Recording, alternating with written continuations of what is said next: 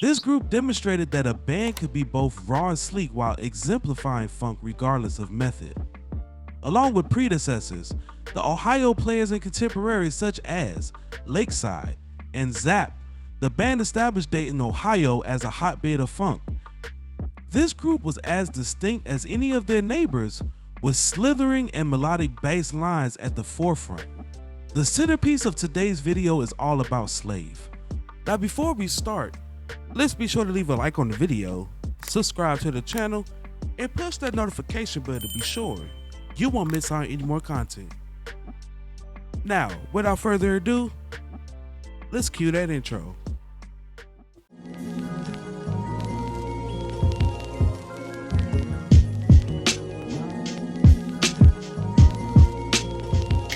Originating in Dayton, Ohio, these musicians formed in 1975 as a spinoff from Black Satin Soul and the Mystics. Unlike most groups, Slave's catalysts were brass players, namely trumpeter and leader Steve Washington and trombonist Floyd Miller. The two brought in saxophonist Tom Lockett Jr. and Orion Bemi Wilhoit, bassist Mark Adams, drummer Tim Tiny Dozier, keyboardist Carter Bradley, and guitarist Mark Hicks and Danny Webster. Miller, Webster, and Dozier originally split lead vocals. Washington was the only member not from Ohio.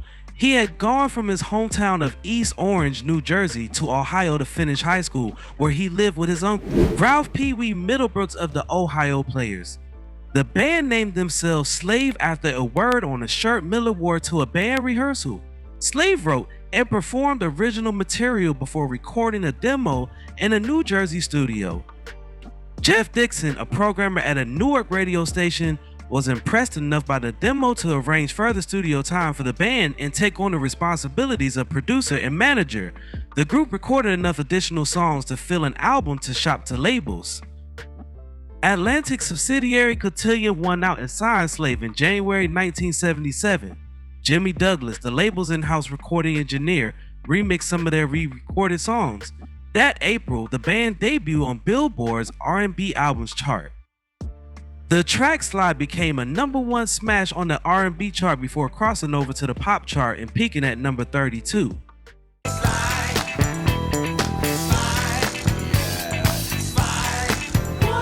Slave was certified gold in mid-June, and the musicians, joined by additional keyboardist Ray Turner, were already working on a follow-up with the goal of reaching a larger audience.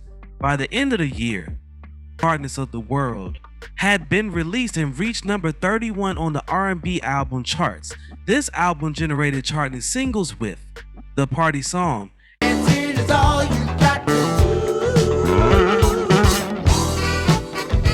and Baby Sinister.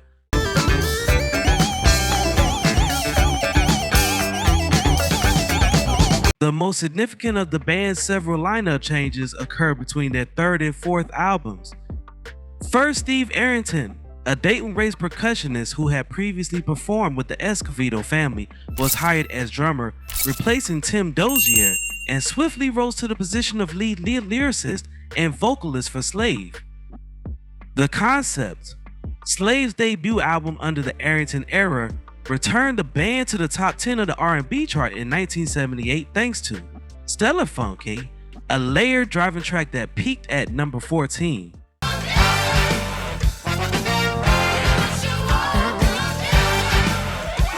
Following it, there were other personnel moves. Orion Wilhoit and Carter Bradley left, and saxophonist Charles Carter. Guitarist and singer Kurt Jones and vocalist Starlana Young joined the band. The following album, Just a Touch of Love, released in 1979, was led by the #9 R&B smash title song, a carefree introduction to Young as a second vocalist and addition to the creative team. Sound, baby, just a little bit. Stone Jam and Showtime, released in 1980 and 1981, added 2 more top 10 R&B singles, Watching You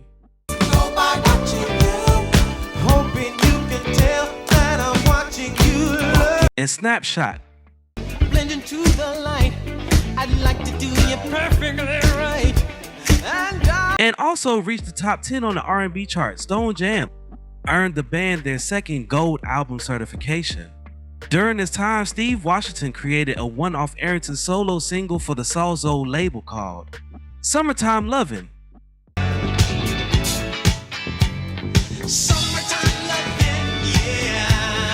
Washington also formed the spin-off group Aura to showcase the departing Jones and Young, who were joined from the beginning by Carter and Tom Lockett Jr. Before the release of Showtime, Washington and Lockett quit Slave to focus solely on Aura, leaving Arrington lead the new group after declining an offer. The new members on Showtime were Sam Carter, Kevin Johnson, Delbert Taylor, and Roger Parker. This new lineup enabled Arrington to truly front the band. Arrington left Slave in 1982, the year he played drums on Odyssey's Jimmy Douglas produced Inside Out. More significantly, Arrington launched Steve Arrington's Hall of Fame with Charles, Sam Carter, and Roger Parker among the players. Slave continued that year with original member Danny Webster as main vocalist, and with the addition of drummer Ronnie Cochran and keyboardist Marvin Wheatley made the self-produced Visions of the Elite. Created without the involvement of both Arrington and Douglas, who had also co-written some of the band's best-known material, Visions of the Elite contained a pair of charting singles, and I'll Be Gone, which was one of their more beloved deep cuts.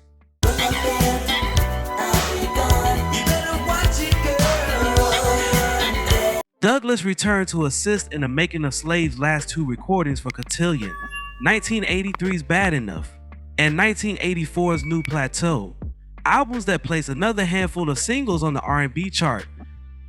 Most popular was the number 22 hit Shake It Up.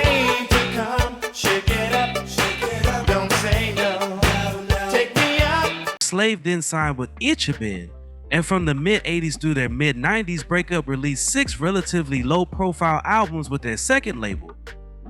As always, their lineup fluctuated from session to session.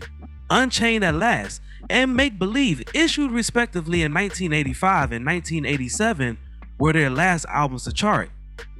These albums were followed by Slave 88, Rebirth released in 1990, The Funk Strikes Back released in 1992, and Masters of the Funk released in 1995, some of which overlapped in material and contained updated versions of the hits.